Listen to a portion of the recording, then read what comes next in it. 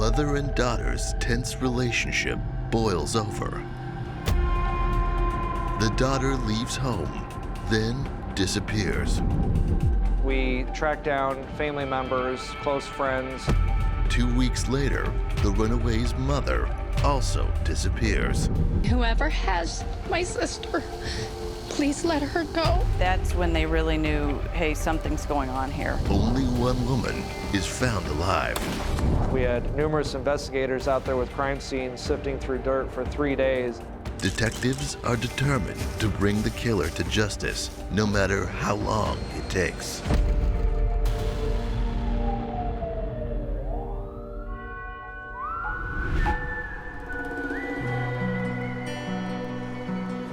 Alton, Illinois is an all-American town on the Mississippi, just upriver from St. Louis.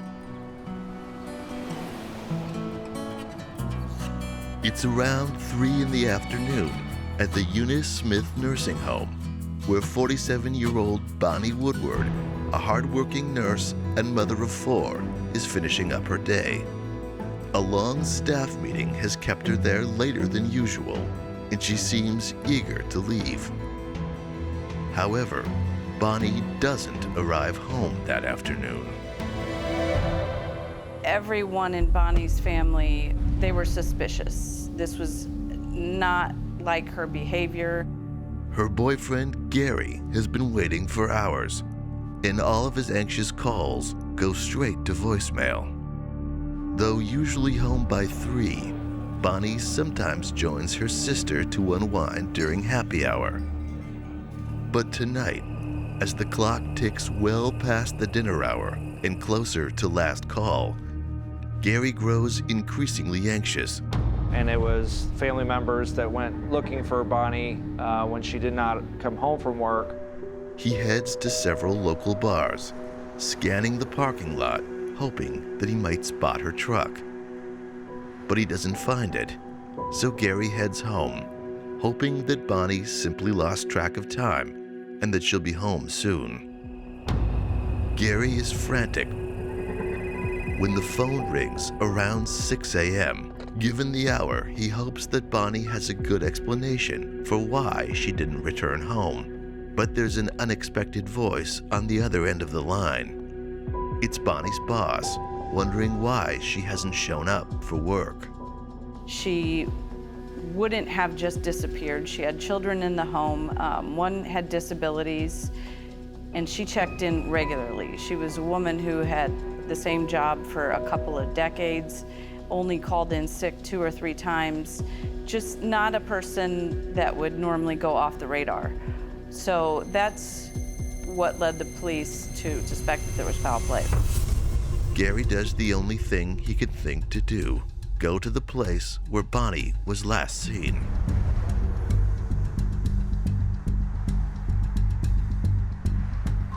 Much to his shock, Bonnie's truck is still parked in the employee lot, and he spots something off.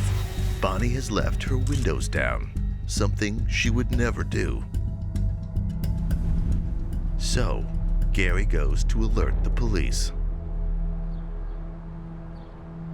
Her boyfriend at the time, Gary Wilmarth, reported her as a missing person to us. And at that point, the patrol officers notified our detective division due to some circumstances in the case that were concerning, and a few detectives started coming out and working down some leads on trying to find her.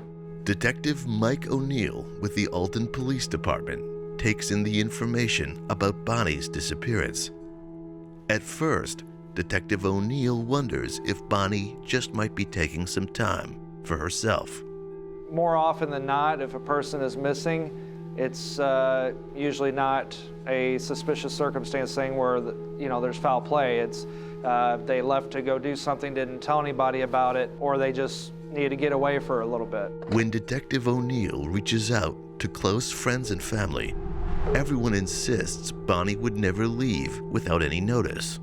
It really struck people that this was not Bonnie Woodward. This was not like her to just disappear. She had a family at home. Things were very routine with her, with being at work and returning home. and this was very out of character. Shocked by her sudden disappearance, Bonnie's family pleads for her safe return. Whoever has my sister, please let her go. You let my sister go, and I'll come and get her. I want my sister. Investigators take a closer look at the man who reports Bonnie missing, her boyfriend, Gary. A lot of times, if there is foul play in a situation like this, it's usually somebody that would know that person. They tracked a lot of people down. She was living with her boyfriend at the time. They interviewed him extensively. If Bonnie took off, it's only been, I'm thinking, once or twice. She went 2 blocks over to the bar and called me up and said, I'm gonna have me a couple drinks and chill out or whatever. And on the day this happened, which would have been the 25th, right, roughly? right. Did you go anywhere at all around the time that she would have been home from work? No, I was there. Her daughter was at the house. But an alibi is only good if it checks out. So Detective O'Neill must speak with the person Gary claims he was with, Bonnie's daughter, Jennifer. Where were you at Friday? When this all came up? Me and Gary and my little brother Aaron and my kids were at my mom's house waiting for her. Did Gary ever leave? No. No. Does he drive? Does Gary drive? No, he don't have a vehicle to drive. Okay. He So never he was- left. He was home all day long. With Gary's alibi verified, Detective O'Neill moves quickly to figure out who was the last person to see Bonnie leaving work. I drove by her work and her truck was sitting out there. And I asked him, I was just like, is Bonnie Woodward still working by any chance? Maybe she worked over. And they're like, no, we seen her leave earlier, around, a little bit after the work meeting. He soon learns that Bonnie's co-worker saw something out of the ordinary. Bonnie getting into a silver sedan. I saw him and Bonnie out there, and for some, I didn't see anything strange, but it kind of seemed strange because I guess I had never seen the man before. He was a white male.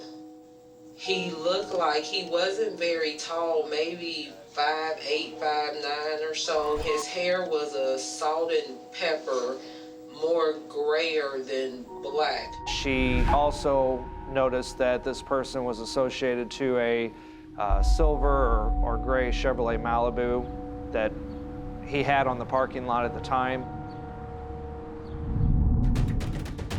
It's not much to go on, but it makes Detective O'Neill wonder if Bonnie might have had a new love interest spicing up her life. Or perhaps she was meeting a former flame. There were a lot of members of her family who talked about an ex-boyfriend that she had, and that's when they really knew, hey, something's going on here.